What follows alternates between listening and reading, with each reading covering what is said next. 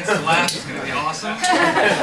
So I hope you guys are all feeling wonderful tonight. I, for one, am very excited to have an audience, or as I like to call you, guinea pigs. At the moment, I'm strangers to most of you. I'd like to erase that a little bit by sharing a few things about myself. I am, of course, extremely cool. I know this because I've played 3 different board games about 16th century Portuguese spice merchants. I know that makes me cool because most people have played just the one. The recent political climate in Madison is very near and dear to my heart because when I grew up I did in fact become a teacher. But don't worry, I'm not like the noble, self-sacrificing kind. I'm like down the block at Kaplan teaching standardized tests. Most people, when they hear that I teach standardized tests for a living, that's like the first time they even realize that job exists. Standardized test teacher, and they always get this puzzled look on their face like, do dentists really have the highest suicide rate? I only met the guy and I want to kill myself. Well, it's a good thing I live in America. At least it'll be easy to get a gun. So I have 2 degrees, neither of which I'm using at my job. I got a degree in English, which was a lot of fun. And then I also got a degree in computer science, which I will admit was less fun. I didn't really like most of my computers. Anyone here a computer science person by any chance? Yeah. One person? Yeah, I didn't like most of my computer science classes because most of the people in them were other computer science majors. And I'm gonna admit we are an unpleasant bunch of people. I think computer science is the only profession whose members masturbate more often than they shower. I know, I don't want to offend anyone. I know most of you are thinking, wait, what about physicists? And I really feel bad for propagating negative stereotypes. I don't want to propagate the whole negative thing about computer geeks and hygiene. I mean, nobody showers 3 times a day.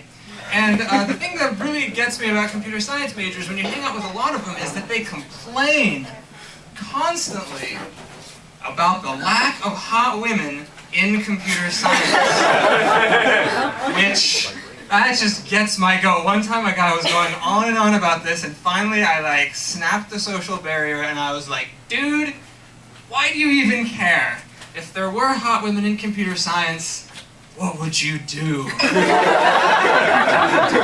to them?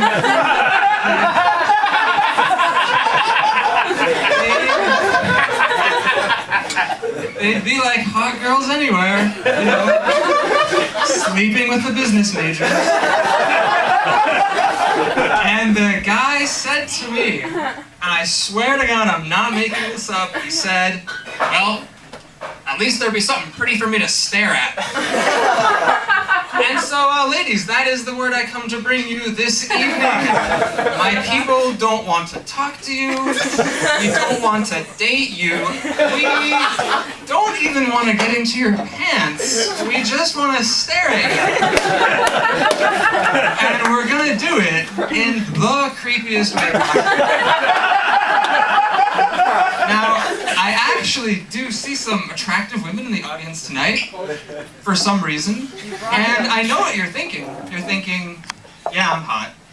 I know what it feels like to have eyes roving all over my body, wishing away my clothing.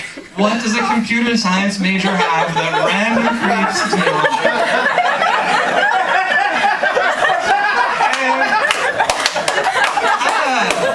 I don't want to brag. You haven't been stared at creepily until you've been stared at creepily by a computer science major.